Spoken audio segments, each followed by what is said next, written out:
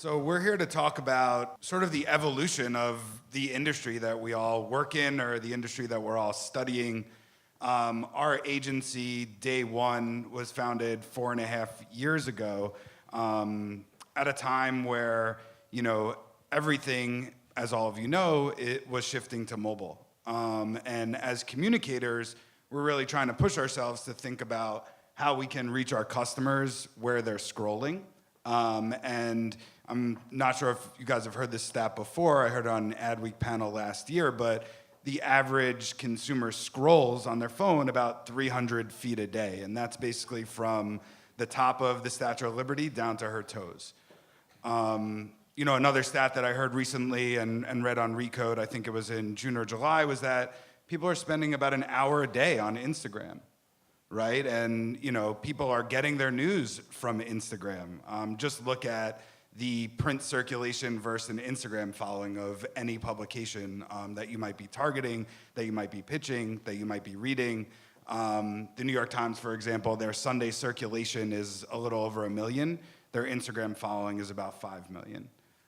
Vogue, a niche publication, right, has an even bigger dichotomy with a circulation of something like 1 million monthly and 20 million on Instagram. So we know that people are spending time on their phones. We know that they're spending time on these platforms. And as marketers and PR people and communicators, we need to think about how to reach them. And luckily, we have an awesome panel that's going to tell us exactly how. So maybe we can do a quick round of intros? Sure. So, hello? Maybe? Oh, no, there we go. Hello? There we go. Sweet. Make sure to turn them on, apparently.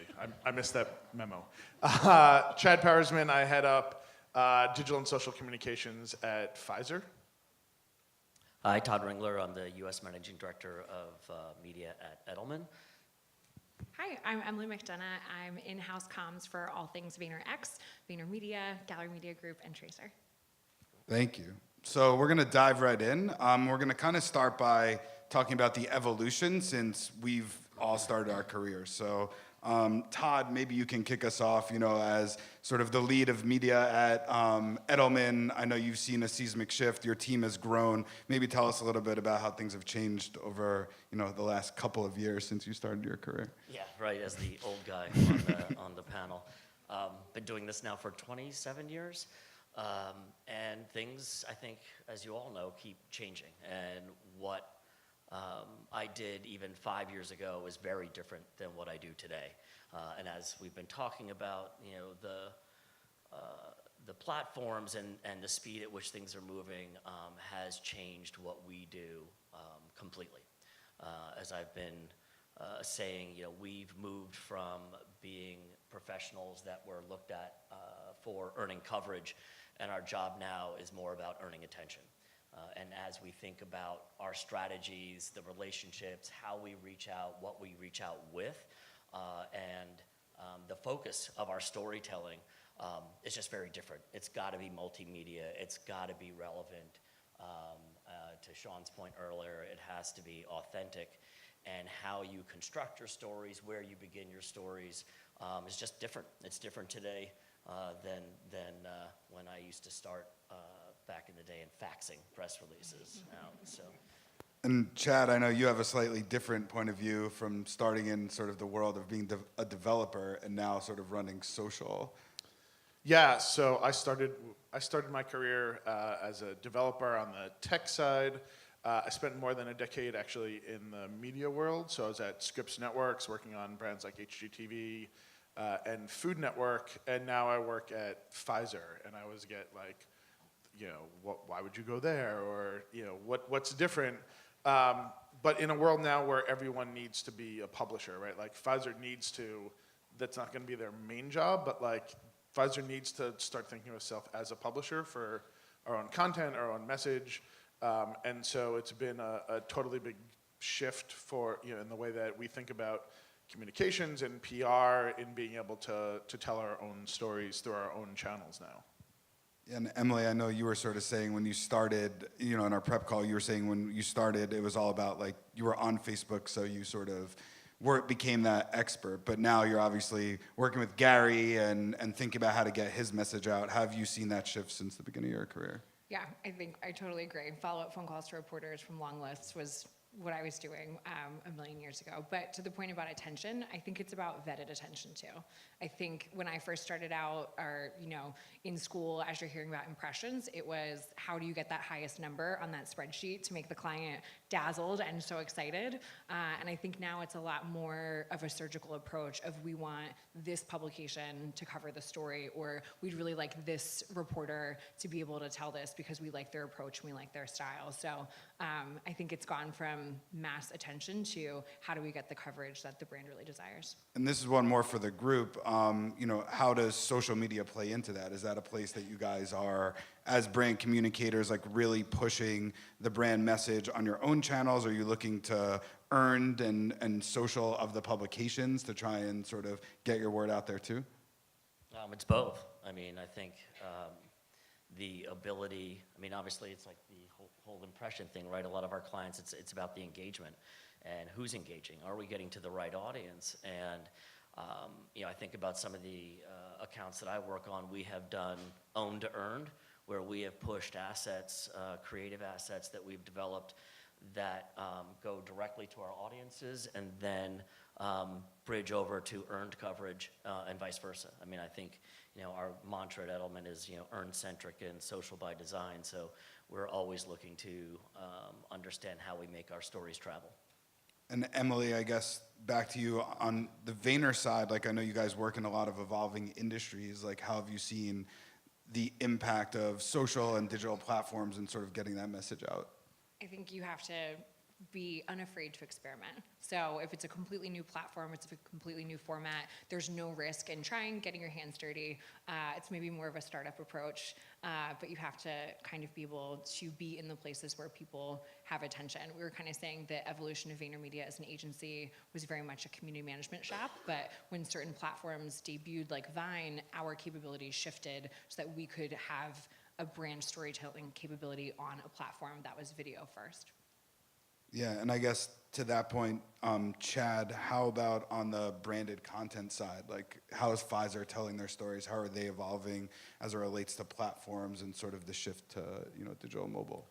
Yeah, so I oversee both owned and paid, which, again, coming in and working with particularly a lot of people that have journalist backgrounds was a little bit of a hard pill for some of them to swallow of like, no, we need to pay to be in some of these places, and particularly we need to pay not just to be on Facebook and Twitter, but since I've been there, we've developed great partnerships with companies like Vox, Daily Beast, Boston Globe, places that historically we would have tried to get into through the earn side, but we've developed some really great content, a bunch of excellent video series with places like the Boston Globe, and so the interesting thing there is like we can put forth our experts and we can tell them the type of story that we want to tell, but they bring, their style.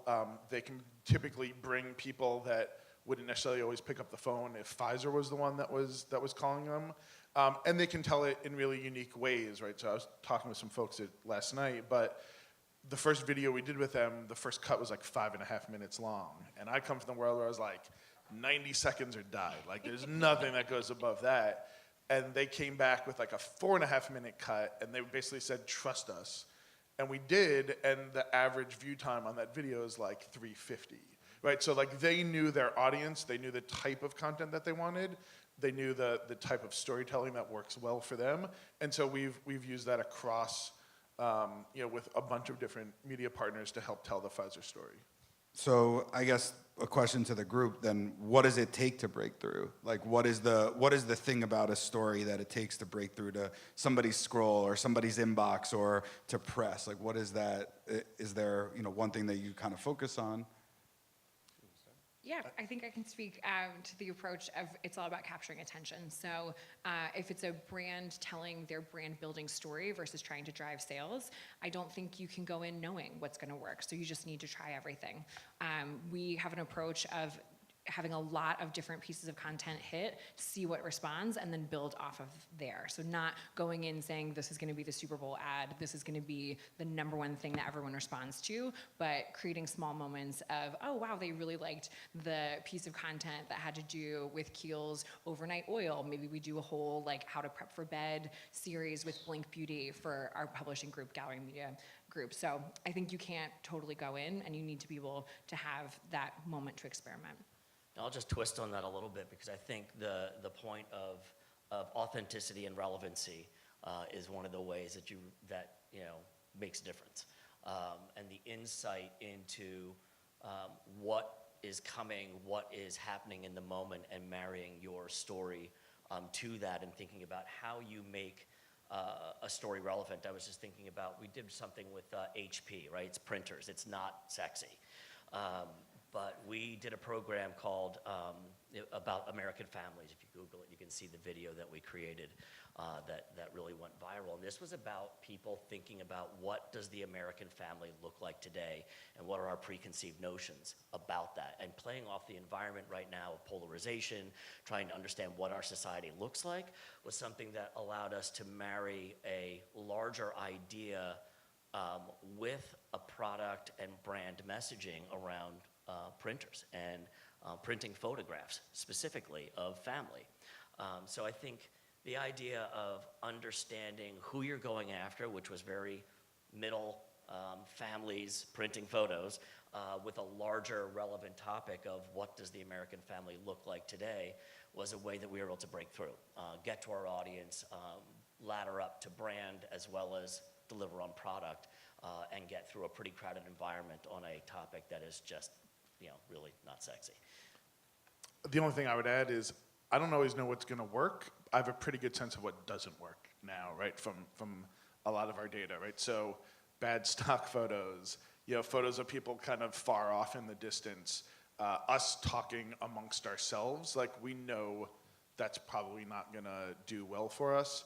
So if you look at some of like the Facebook Lives that we do, it's always typically a Pfizer person with 1, 2, 3 people outside the company talking about a topic that hopefully is interesting to not just Pfizer people. And so that typically helps with us. Like, I think if we all knew what's going to work and make something go great, like our lives would be a whole lot easier.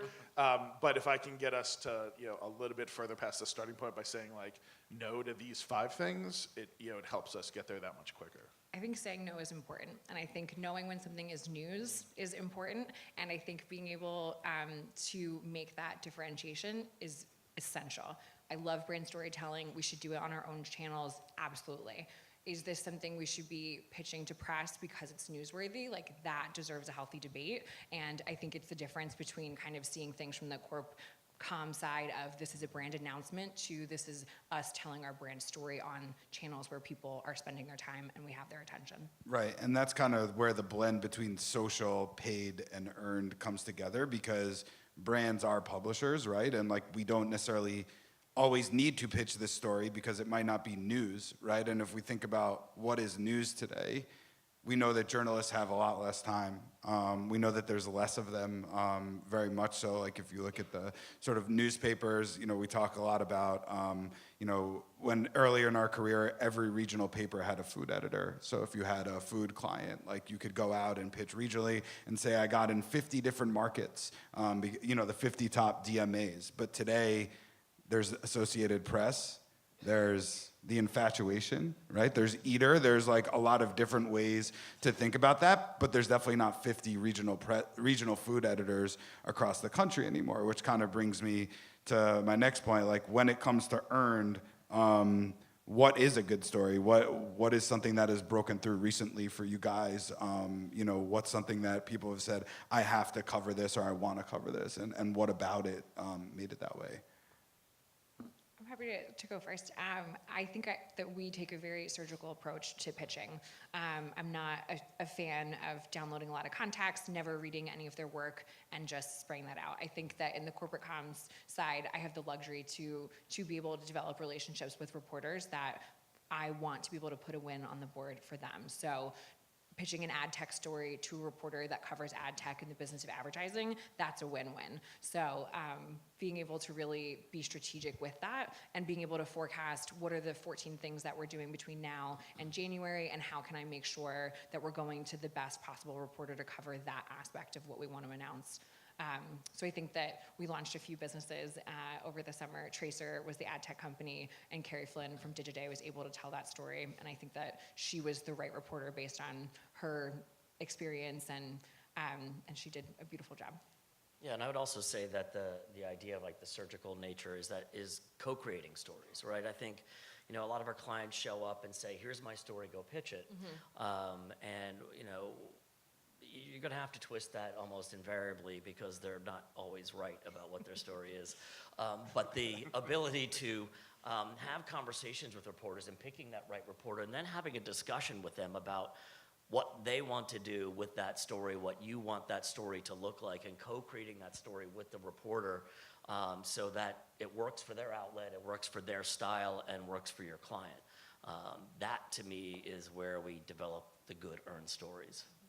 Yeah, I'd say also, I think, you know, Todd, you had said it on the pre-call, like it was all about the relationship for you, you know, and building relationships with these reporters. And I feel like that is so key. A couple of months ago, as an agency, we sort of put out our feelers to a number of reporters and asked them, like, tell us about your day every day now. Like, you're not only a reporter or editor anymore, you're a video content creator. You might have to be managing social. You might have to be, you know, thinking about like what an advertiser is doing, because those lines are being blurred sometimes, mattering on the size of a publication. So it's like, if you can still pick up the phone or text somebody and have that relationship with them and really co-create that story, it's so important. Well, and the one thing that I think a lot of us don't think about is that these are people, right? Reporters are people. They have a job, they have a boss, they have careers, they want to advance, they want raises, they, you know, all of the things that we want in our daily jobs.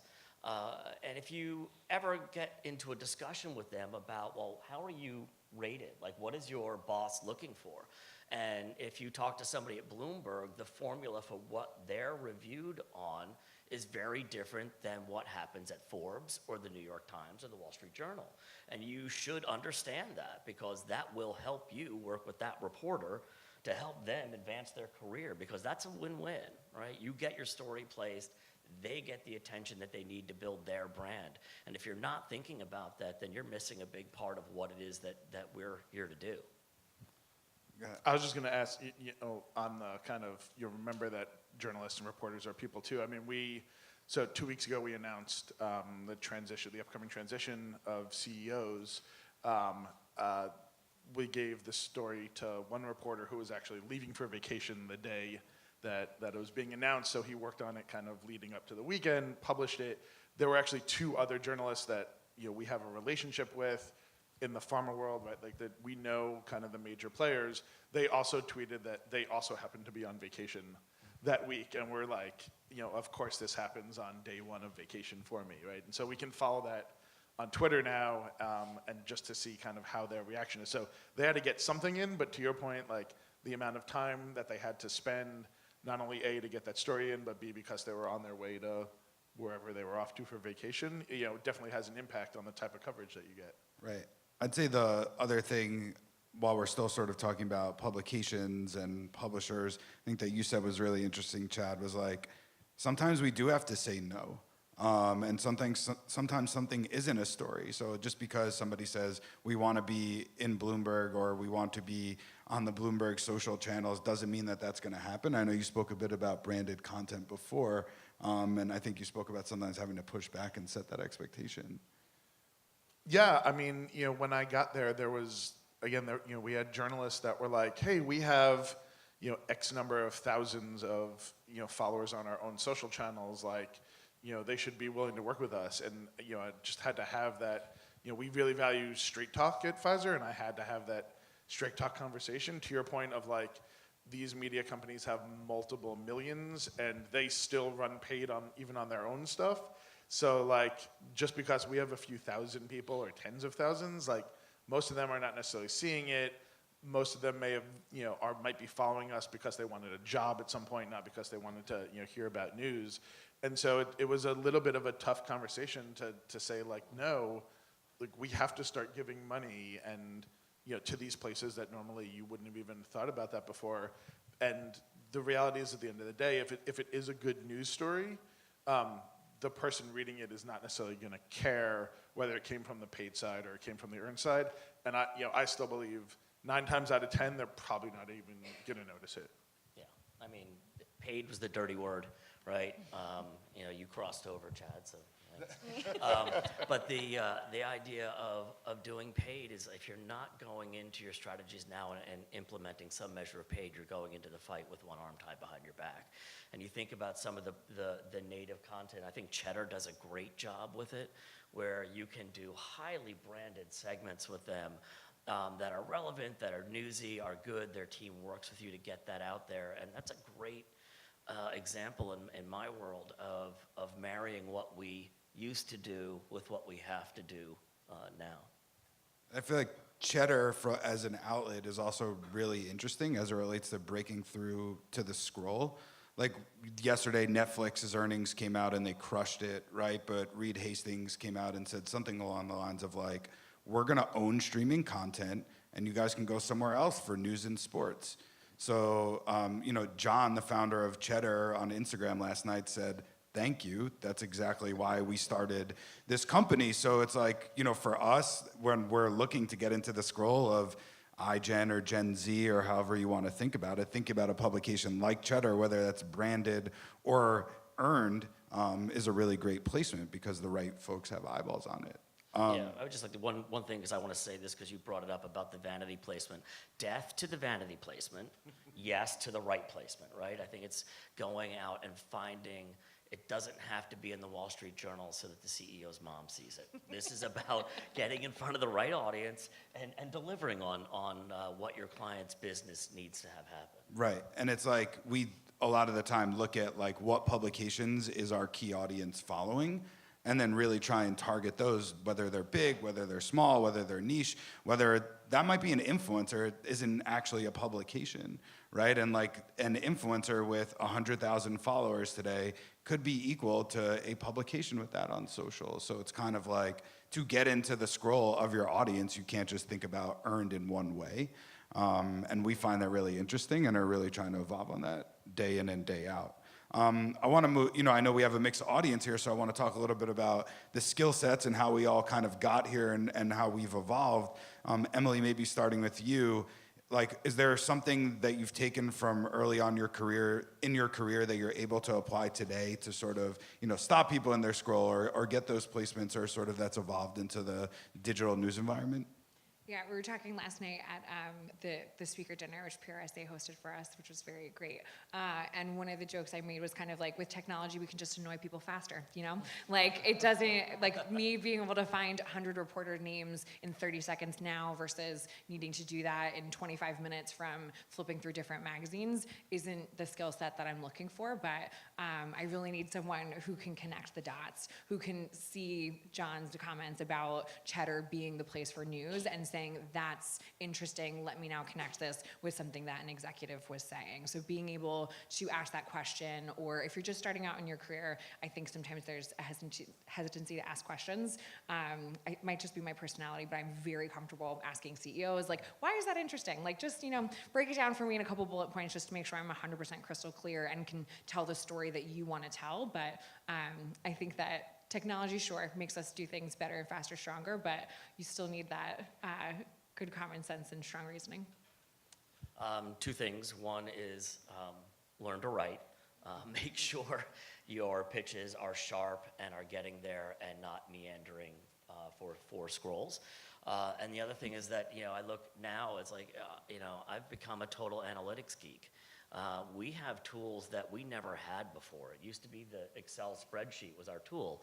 But the ability now to get into understanding velocity of stories, who's pushing those stories along, and monitoring those things in real time and being able to flex what you're doing in real time are all part and parcel of what we're doing now day in and day out from our desktops. And that That wasn't available to us before. So I would say that, some of the things that we've always prized, having those relationships, being a good writer, thinking of a good story, but we have all kinds of new tools that allow us to dig in deeper and get better insights and a better understanding of what's trending. And that to me is a real new addition to the skill set that we need to have.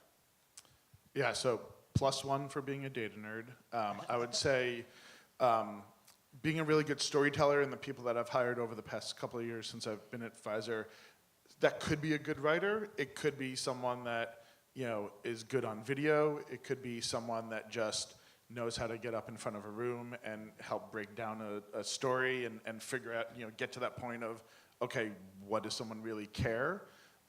So storytelling, and then I also look for people that live and understand the platforms that we're going to be publishing on, right? Each network has its own sociology, and now I think there's even subsections, right? So like, what works in the feed on Instagram versus Insta Stories versus, if we're going to now have to do something in IGTV and whatever that may be, like, those are three. The way the people that use those use them very distinctly, and the way that you storytell in those three areas just on Instagram is very different. So, we've got someone on our team that absolutely knows how to create beautiful Insta stories.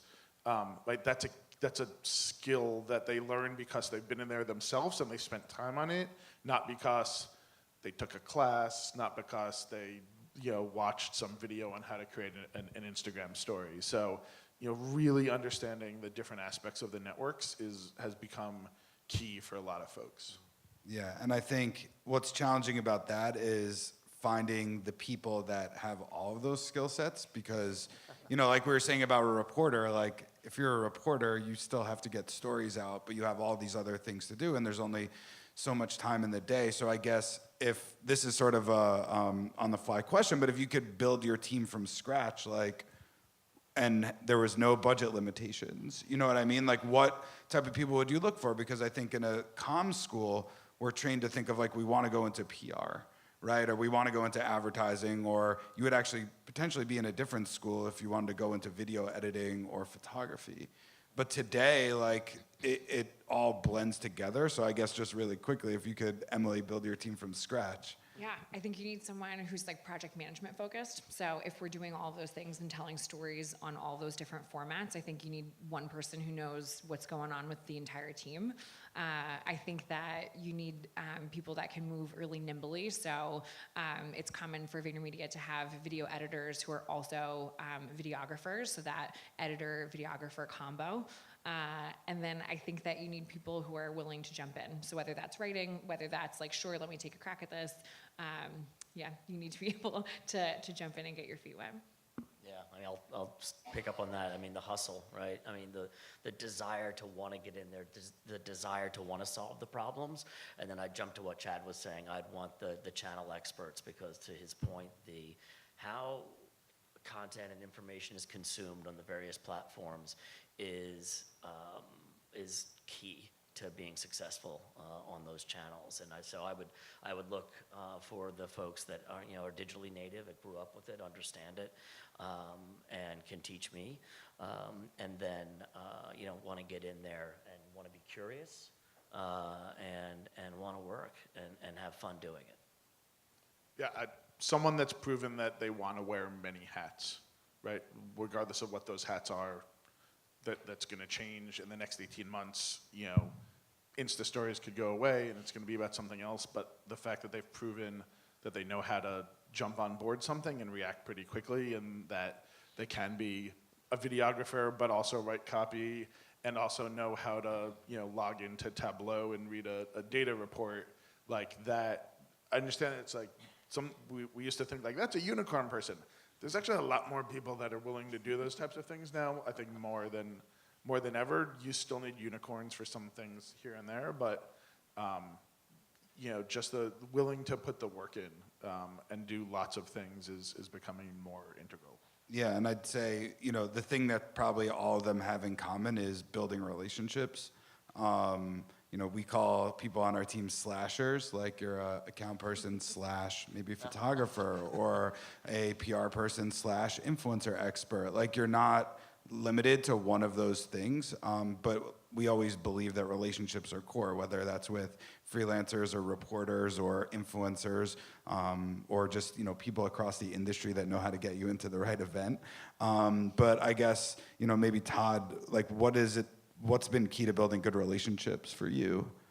I think, again, back to the point I made earlier, is just understanding that they're people and spending the time. I just went over to Business Insider last week and did rounds with transportation, with health, with tech, and talked to a number of different people and just like, what are you doing? What's going on inside? What's the editorial environment? And one of the things that came out of it was, we're really trying to expand what we're doing on video, and we're really trying to expand what we're doing with our podcast.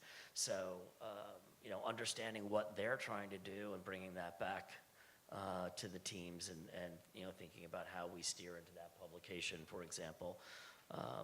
Is, like I said, just spending the time with them and being open, and to your point earlier, like read what they write, watch their shows. It's remarkable how many people go out and pitch something to someone without having read, anything that they do. Lots of deep sighs here. Is really, really remarkable. Emily? Yeah, I think you have to be a person, just like you would get to know anyone. And I think it's important to understand what people want. It's important to understand how to create a win-win. I think that we all have a tendency to be very, very busy.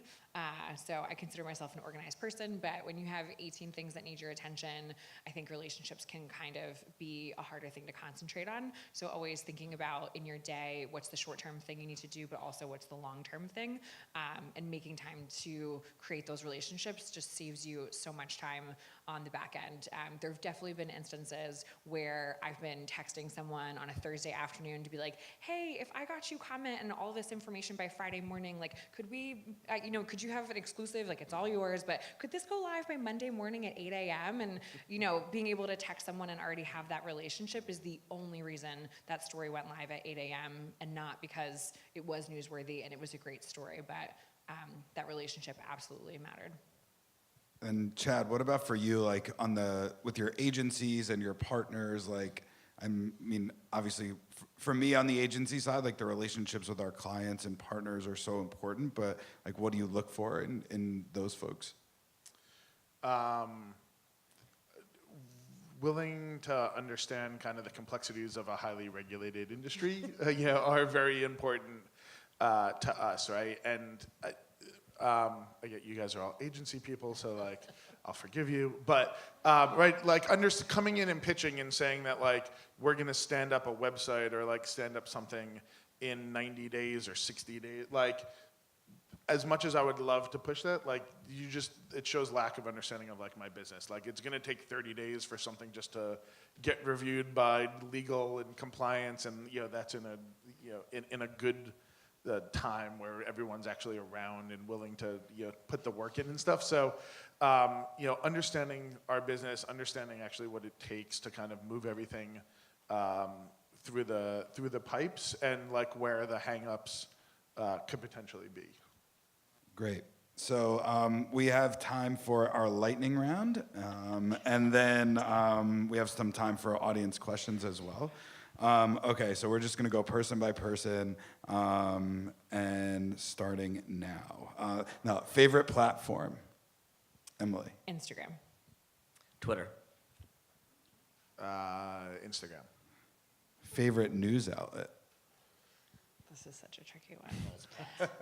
It's like picking a favorite child, I know. I think that the news alerts that I get from the Wall Street Journal are very valuable.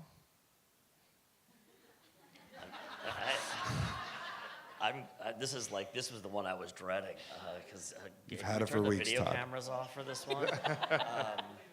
It's a tough one. It depends on for what, but in terms of How about a news website that you'd go to versus it coming to you?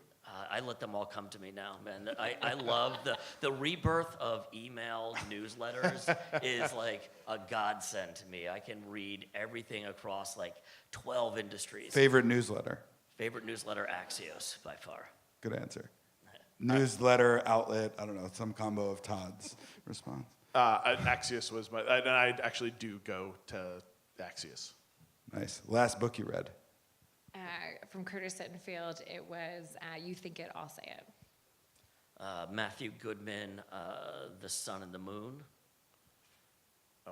So we all sat at dinner, and the question was, "What's your obsession?" So the answer for mine is, I've just read 11 books in a row of an author named Seanan McGuire of the October Day urban fantasy book series. Nice. Key to success. This is the one I was dreading. I think it's the ability to completely scrap a plan with a smile on your face and build a new one and just make sure that everyone's on the same page before everyone leaves the room. Yeah, showing up and having fun. Putting together a good team. Nice. Just two more. A piece of technology you can't live without. My phone. NewsWhip. My phone. And this is one that wasn't on the list, so I'm going to surprise you guys. Life hack. Most recently, it's been an audio-on-demand fitness app called Aptive that's just completely changed the way that I work out in the morning. That's a good one. I'm blank on this one. You know, I got no life hacks. I'm old.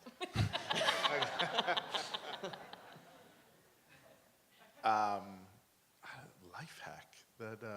I got you. I would say a good to-do list. I mean, and I use Wunderlist for that, but I mean, that's... I will say controlling notifications on your phone. Like getting the things that are really important. If you just like let the default go, like I get so much crap on my screen that I've had to turn off so many.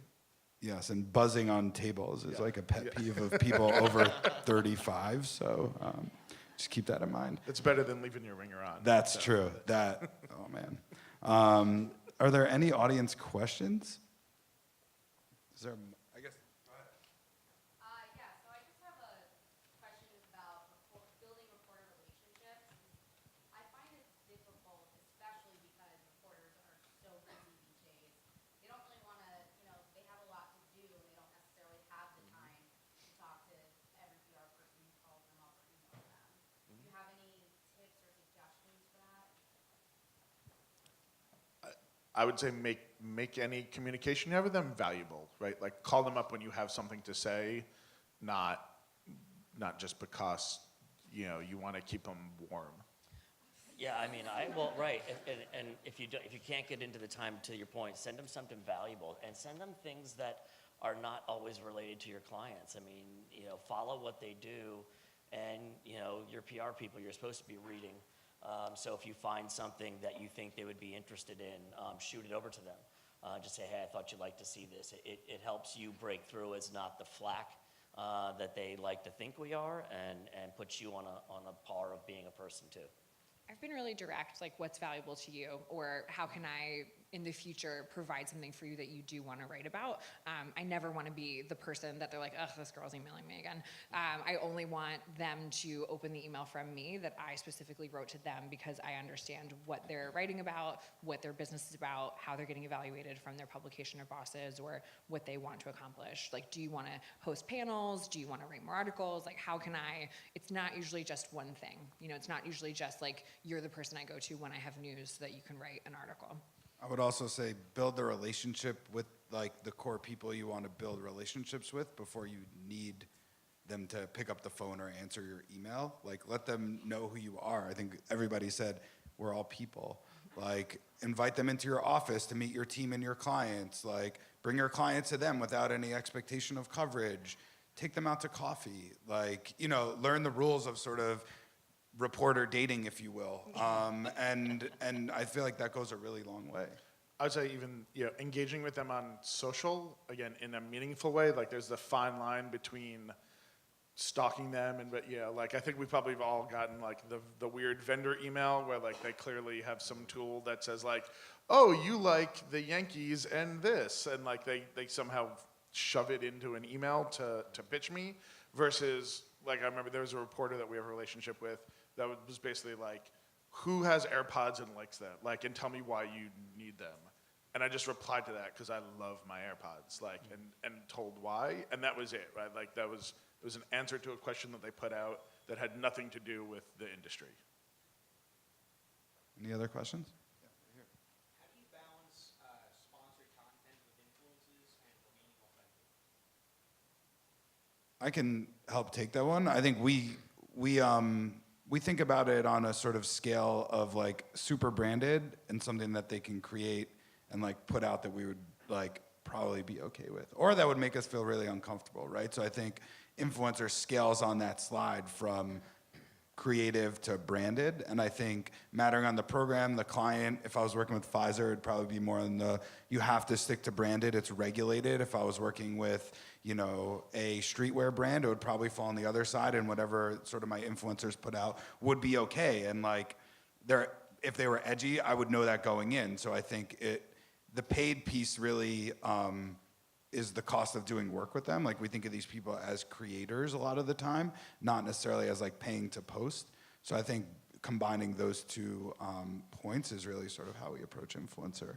And then like what level of an influencer are they, right? Are they a celebrity? Because you're gonna get one thing from a celebrity and you're gonna get something very different from a micro influencer, and they're not created equal. I also think it depends on where your brand is in their life cycle. Are you a consumer packaged good that has a big holiday push and you know that Q4 is going to be really big for you?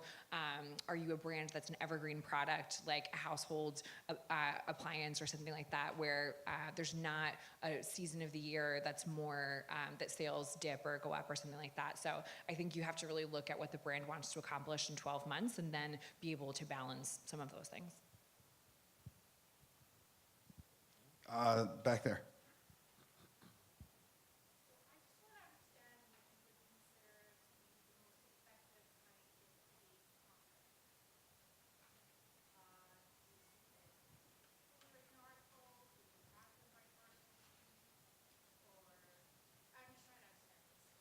So the question was the best type of paid content, or where we. So for us, because we are regulated, like we do get final approval, because we still have to run it through all of our channels. But the best that we found is really where like that friction point of where we let them use their voice and their authors, but we provide the expertise. So a lot of times we'll put forth a scientist, make them available, but we trust them enough, right? And it's like just enough trust to like make us feel a little bit itchy. Is kind of the sweet spot for that I've found for the type of content that I do. Yeah, I would agree there. I think, we've had both, as an agency, we've had both instances where like we give up control and we let a publisher write for us. Obviously, if we're paying for it, we're going to see it beforehand, so we have the opportunity to help shape and mold it. But I think that editorial integrity from a publisher, even on the advertising side, is so important, and it's what a publisher's readers want. Then there's the other side where you're basically paying for a bylined article. And I think Emily said it earlier, that's to me very much thinking about impressions, and getting those impressions out there and seeing yourself on X publication rather than like really immersing yourself in whatever that publication stands for, or whatever voice they have. Well, I think I just go back to something that Chad said earlier, which is, on that platform, how are people consuming the content? And, it's what works best is what's authentic to that channel and meaningful to your audience. And I don't know that it gets any more complicated than that. Critical thought and strategy of understanding who your audience is and getting the stuff in front of them. I think even some of the byline stuff can be great thought leadership stuff, content for executives that isn't necessarily about impressions, but getting their point of view out there. Yeah, down here in the middle. Hi, my question is, you just mentioned PR is not coverage at all, but it's from to earn the attention.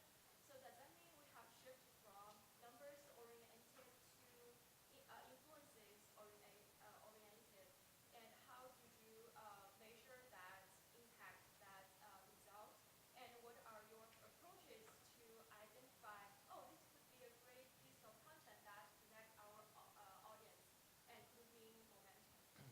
So we still have to earn coverage, but that's just a given. But I think the idea of how we look at earning attention, how we measure that, right? And we talk a lot about, and this is something I think communications people got away from early, which is like understanding that audience and then getting into a discussion with clients about what the KPIs are.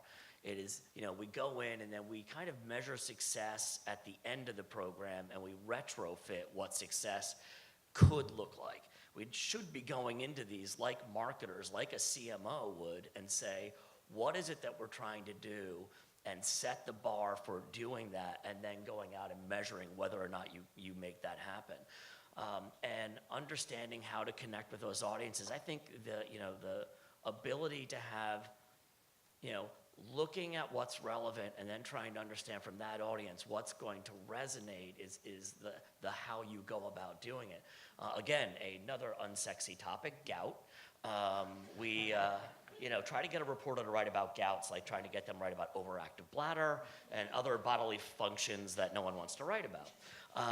But we did a project with AstraZeneca around gout when Game of Thrones had one of the characters had gout. We produced a piece of creative content showing the Ice King coming and said the crystals are coming. And anybody knows anything about gout knows that there's crystals involved in gout.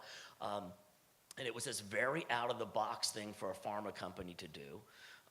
It was a creative piece of content that we then pushed out on social, which then became an earned story. So we started somewhere else. We started with a different insight, and we started with something you said earlier, which is being brave and being willing to take chances. And that was how we got it into the sphere. In terms of measuring it, again, it goes back to the KPIs, and we are still, as an industry, struggling so hard with proving the ROI on what we're doing. So that's somewhere for all of us to keep pushing. We've got to get better. Just one thing to add there, I think in this world of like the scrolling economy and the sort of ability of anybody to have a voice and be influential, I think going to where a specific audience is and understanding them completely, what they follow, who influences them, is how you earn their attention. And that doesn't necessarily equal coverage, right? That could equal them posting about it on social media. That could equal them double tapping on an update and liking the piece of content that you put out, or reading the thing that you placed in that awesome publication. But I feel like it doesn't always need to net in coverage if you're reaching the right people and getting them to take the action you want as a brand. I also think that PR is not fully responsible for some of these goals. So if a brand's trying to accomplish something, hopefully we're working with that executive team to understand how every single executive is supporting that for their units of business, how the marketing teams are supporting that, how we're doing that with own storytelling. So I think we're definitely one voice at the table, but I don't think we can hold up the entire thing on our shoulders. And it definitely goes back to what is the KPI? Are we wanting inbound requests because we're trying to grow business? Are we trying to raise someone's profile because we want to be on Forbes 30 under 30? Like what are we doing here? Yeah. Yeah, I feel it's really moved to a team sport here. It used to be it was our contacts, our relationships, who we knew, who we could, dial up. And if you just look at the construct of this panel, and the fine curation by Hannah and team, that if you look at this mix, this is the mix. I mean, it is a very different look when I sit around the table and I have planners, I have creative, I have paid, I have digital, I have analytics, and I have earned media experts along with the account strategist. And that's like the core team deciding or making decisions about what it is that we want to try to do. And that's just a different look than what, when I started my career out, what it looked like in the room. I think we have time for one more. Back on the left side. Oh yeah, so when you're handling media relations for multiple clients in different industries, how do you brand yourself as someone that can connect a reporter writing in a niche outlet or a niche industry with the client that you represent, and you also have others that are different industries? Well, I mean, speaking from my perspective, I did healthcare media relations for most of my career. Now my role at Edelman spans across all of our practices and sectors. So I do spend a lot of time with my newsletters, and then when I'm having the discussion with the reporter, I might flip through 3, 5 clients in a discussion, but a lot of it just goes back to knowing what my client's business is, what their story is, where they are in their life cycle, and then listening very, very closely to the discussion with that reporter. What is it that he or she is saying? And then having myself ready to think about which arrow I'm pulling out of the quiver at that time. I think my pivots are smaller, same industry, but maybe which executive is the right executive for this opportunity. I think that at VaynerMedia, Gary Vaynerchuk, our CEO, gets a lot of attention, but it's literally my job to be able to say that other executives have interesting things to say. So even it might be the same reporter, it might be my job to convince that reporter that our chief media officer or our chief strategy officer is the better person to give comment on what they're working on than our CEO. Great. Well, I think that's a wrap on the panel. Thank you guys so much for the awesome discussion. And thanks everyone for coming.